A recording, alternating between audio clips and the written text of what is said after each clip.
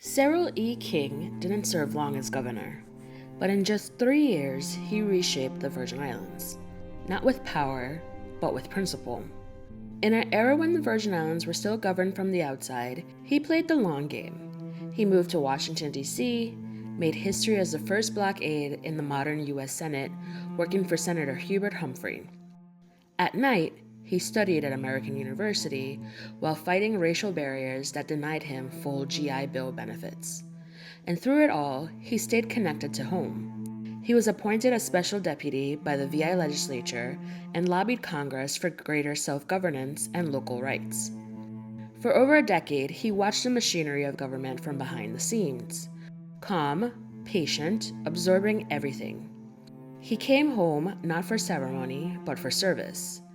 Appointed by President Kennedy, King became government secretary, effectively the lieutenant governor of a territory still tethered to D.C. He managed the daily business of a borrowed government, and the more he gave, the more he saw how much had been taken from the people who lived here. In 1969, when Pywanski resigned, King briefly stepped in as acting governor for 5 short months. Then, President Nixon handed the office to Republican, in name only, Melvin H. Evans.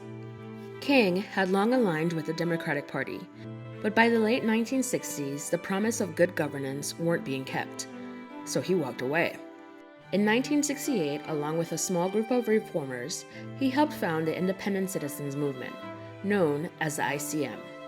It wasn't just a political party, it was a challenge to the system. A call to give the government back to the people. At first, they were dismissed and lost the first gubernatorial race, but King kept showing up. In 1974, Cyril E. King became the second governor of the Virgin Islands, without the blessing of a major party or the backroom deals that came with it.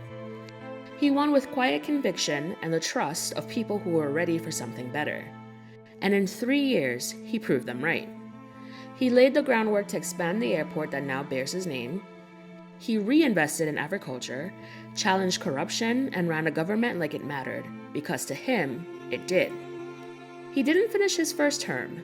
He died a year before it ended, but what he left behind was a blueprint, a reminder that leadership isn't a performance.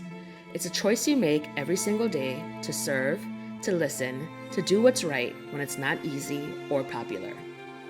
Cyril E. King didn't just change the system. He proved you didn't have to become it.